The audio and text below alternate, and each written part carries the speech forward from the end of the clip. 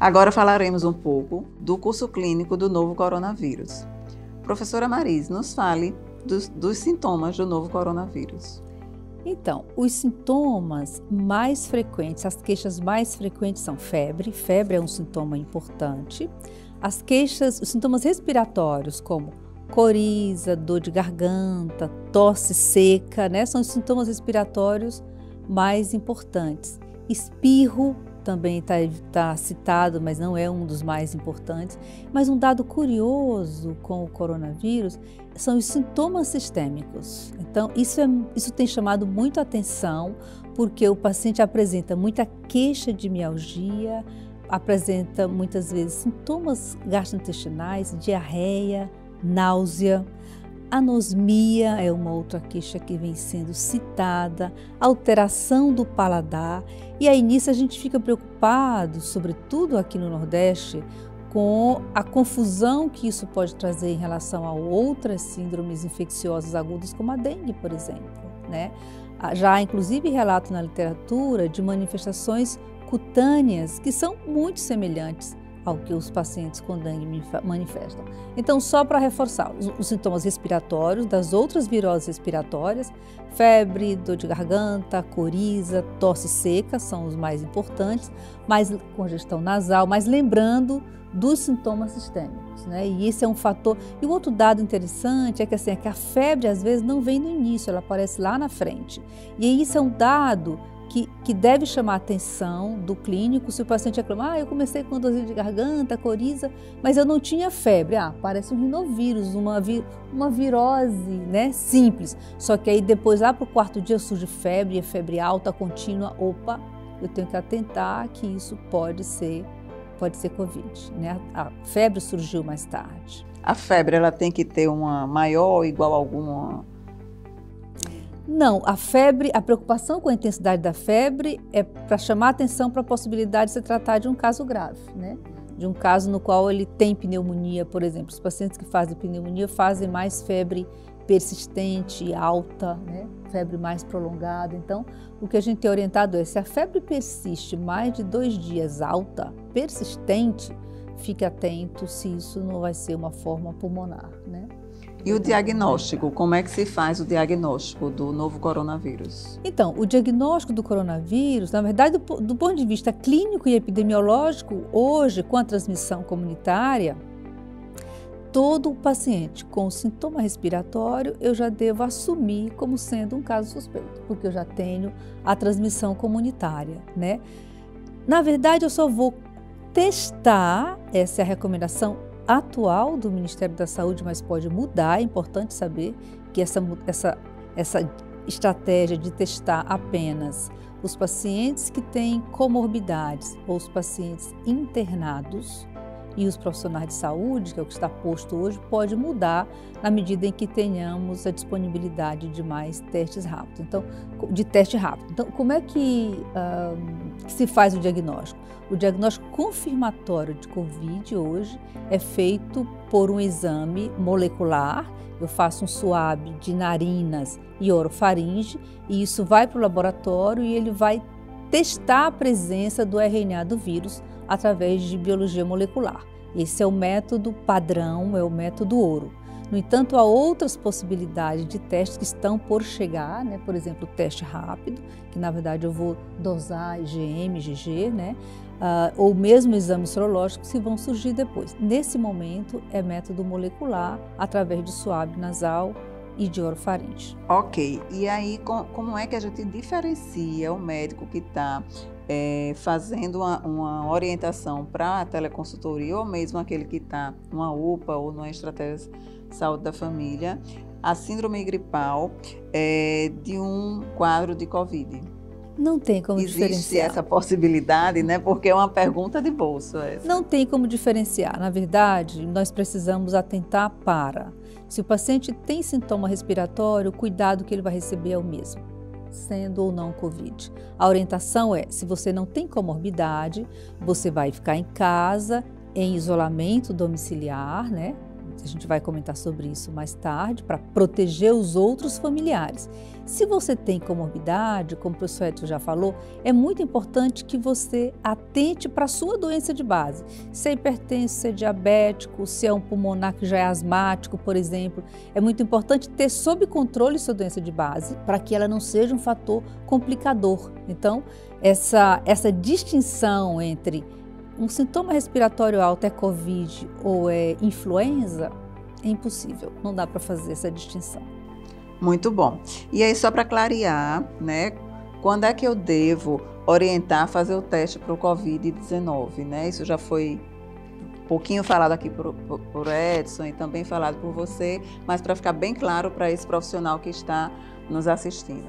Então, a recomendação hoje do Ministério da Saúde para testagem hoje é pessoas que necessitam de assistência hospitalar. Então, chegou ao hospital porque tem doença de base, tem uma manifestação mais severa, ou o paciente que tem a pneumonia e, portanto, chega com dispneia ou síndrome da angústia respiratória aguda grave, esse indivíduo tem que coletar. A outra condição é profissional de saúde. Profissional de saúde que apresenta qualquer sintoma respiratório tem indicação de testar. Eu preciso saber se ele é positivo ou não para definir o que fazer ou até quando ele fica isolado, né? Isso é muito importante. Interessante o grupo dos idosos, né? Também estariam nesse grupo de risco para serem testados, né? Desde que apresentem os sintomas respiratórios também. Né? E aí é interessante que também cada estado, né, seja avaliado, né, porque existem estados maior capacidade operacional de testagem e outros menos, que podem dar normativas um pouco diferentes, né, da própria recomendação do Ministério. Então isso acontece e é importante que os profissionais estejam atentos a isso, qual a normativa válida no seu estado. Isso é super importante, porque assim, se eu adquiro testes e posso ampliar essa testagem, o modelo ideal seria se pudéssemos testar todo mundo, né? Todos os sintomáticos respiratórios, independente de estar em casa, de estar no serviço de saúde ou ter comorbidade. Mas no momento atual não temos infraestrutura capaz de dar conta dessa testagem universal, né? Por isso que a gente está fazendo essa limitação para os mais graves, que vão para o serviço de saúde, né? Que incluem os idosos, comorbidades e as pessoas que fazem pneumonia e o profissional de saúde. E a gestação de alto risco. E a gestante de alto risco. Não podemos esquecer. E aí vamos para Edson agora. Como é que a gente faz o manejo na atenção primária à saúde e aquele profissional que está na estratégia de saúde da família, que muitas vezes é aquele que vai procurar a teleconsultoria? Bem, então assim, a equipe tem que estar engajada nesse tipo de assistência, né? Porque tem que ser um atendimento rápido, tem que ser um atendimento direcionado, a gente não pode deixar esses usuários circulando dentro da unidade básica, né? Então existe um fluxograma para isso, onde esse usuário ele entrou na unidade, ele tem que ser acolhido na porta da unidade por alguém, né? Que esteja devidamente preparado para isso, né? Inclusive paramentado com alguns EPIs. E ele possa, nesse sentido, ser avaliado, né? Vai ser questionado o sintoma respiratório. A partir do momento que ele for questionado em relação ao sintoma respiratório e ele responda sim para algum dos sintomas que a professora Marise colocou, aí a ideia é que ele seja direcionado para uma sala, né? E nessa sala ele tenha uma sala toda preparada para isso, né? Com a indicação é que tenha janelas abertas, ar-condicionado desligado e a porta possa ser fechada para que ele, sintomático respiratório, não possa estar propagando um possível coronavírus, né? E aí nesse direcionamento, um profissional de saúde de nível superior vai vir para complementar essa avaliação do usuário, né? E aí nessa avaliação ele vai ser questionado quanto aos sintomas de gravidade e também vai ser avaliado clinicamente, né? A partir do momento que o profissional médico, no caso, ele avalia esses sintomas, ele vai dar o devido direcionamento para o segmento do caso. Ele vai ser classificado como paciente leve, caso leve ou caso grave. E aí, a partir dessa classificação, ele vai sofrer as devidas orientações, né, de como o manejo vai ser feito. O manejo para o caso leve é de uma forma, o manejo para o caso grave exige internação, né, e toda a posterior avaliação para confirmação diagnóstica e manejo, né. Então, resumidamente, o fluxo é esse e, além disso, a gente vai detalhar, né, como manejar. Isso. E aí você me diz mais ou menos como é que a gente identifica os casos suspeitos. Pronto, então, hoje a recomendação do Ministério é caso suspeito, todo sintomático respiratório. Então, com a questão da transmissão comunitária, a gente não separa mais aquela história anterior de contato com algum estrangeiro, né, viagem recente, né, esse não é mais um critério de caso suspeito. Caso suspeito é todo sintomático respiratório, com os sintomas que já foram colocados, e a partir desse momento ele vai passar por todo o trâmite de confirmação, ou não, né, se for um caso leve, para o manejo do caso. Uma dica simples e que pode ajudar a organizar a atenção básica ou a urgência, onde quer que seja, chegou um paciente à recepção e tem sintoma respiratório dito ou percebido, é muito importante que a recepção ofereça para ele uma máscara.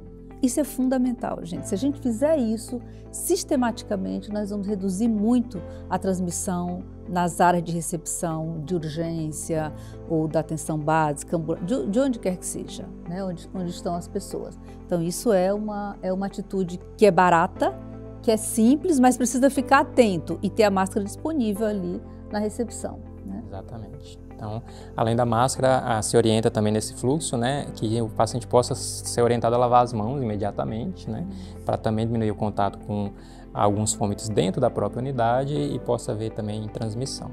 Então, veja que são pequenas atitudes, né, de organização do processo de trabalho, né? Então, em cada unidade básica do Brasil, se o diretor da unidade ou se aquela pessoa que está responsável pela organização deste processo de trabalho tomar essa pequena atitude, né, em nomear, seja a pessoa que está lá na porta de entrada, que às vezes é o vigilante, às vezes é o ASG, né, tem várias configurações a depender do tamanho desta unidade, a depender de onde essa unidade ela está localizada, mas tomar essa pequena atitude de ficar de olho, chegou na unidade, vai lá, faz aquela pequena fila com distanciamento entre as pessoas, né? Que é outra coisa super importante, né? E já vai distribuindo, né? Já vai distribuindo a máscara, né? Se tem contenção de máscara, só distribui máscara realmente para as pessoas que estiverem sintomáticas. Às vezes instala uma pia lá do lado de fora já da unidade, né? Ou põe um dispositivo com álcool gel, né? Com álcool gel também já é alguma coisa, né? Então, assim, são pequenas coisas que uma educação, né, para a população e para a própria equipe vale muito, né? E aí você consegue fazer uma contenção da transmissibilidade do vírus muito grande, né? Nessa lógica, Edson, quais os cuidados que o médico e a própria equipe ela pode ter para evitar aglomerado nas unidades básicas de saúde e assim diminuir o contágio? Pronto, algumas estratégias foram até colocadas, né, a questão de distanciamento entre as pessoas e as cadeiras e tudo, né, e é interessante que cada serviço, né, se organize da melhor forma que seja conveniente para tal, né.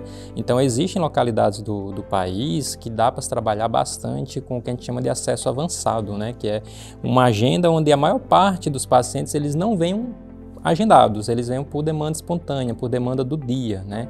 Então, para o sintomático respiratório, isso é o ideal. Ele não precisa agendar para ir à unidade, ele tem que ir na unidade quando ele estiver com sintoma e apresentar os critérios de gravidade.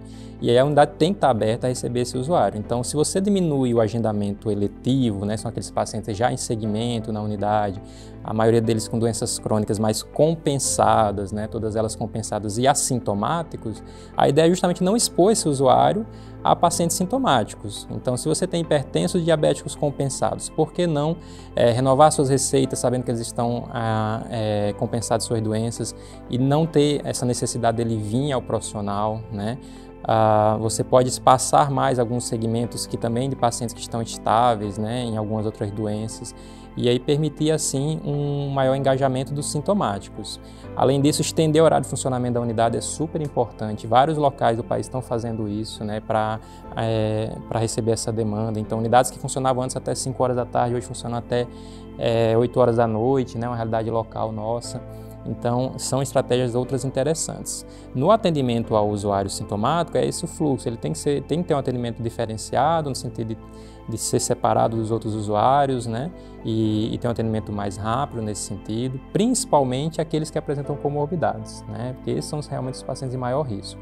Então, os que apresentam comorbidades, apresentam algum grau de imunossupressão, né? Os idosos, as gestantes, sintomáticos, esses têm que ser atendimento prioritário na unidade, né?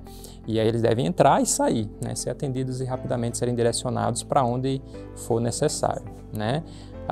E aí lembrar sempre também que os profissionais têm que estar equipados com todos os EPIs necessários para que também não sejam fontes de disseminação de doença. Muito bom. Para finalizar essa parte, como fazer a classificação do caso com estratificação da gravidade? Falando da síndrome gripal, da síndrome respiratória aguda grave e da síndrome gripal mais as comorbidades graves. Então, a síndrome gripal é aqueles sintomas que a gente vem falando, né, durante essa entrevista. Os pacientes com febre, mais tosse, dor de garganta, cefaleia, mialgia, mas que não apresentam nenhum grande desconforto, nenhuma desestabilização de nenhuma de suas comorbidades, por exemplo, eles são considerados casos leves, né, e o direcionamento para eles é né, como eles vão ser manejados vai ser de uma forma. Pacientes que apresentam todos esses sintomas, mas são hipertensos descompensados, diabéticos descompensados, gestantes de alto risco, idosos, imunossuprimidos, portadores de neoplasia, doença respiratória crônica, todos esses são pacientes de alto risco, né, para gravidade, e esses vão seguir outro direcionamento, são casos graves, né? E além disso, pacientes que apresentem descompensação, né, de algum quadro respiratório, então o paciente começa a dessaturar, paciente que apresenta dispneia, taquipneia, né? Pacientes que apresentam hipotensão, descompensa após a infecção suas doenças crônicas, né? Todos esses são pacientes que são considerados graves e devem ser encaminhados para centro de referência.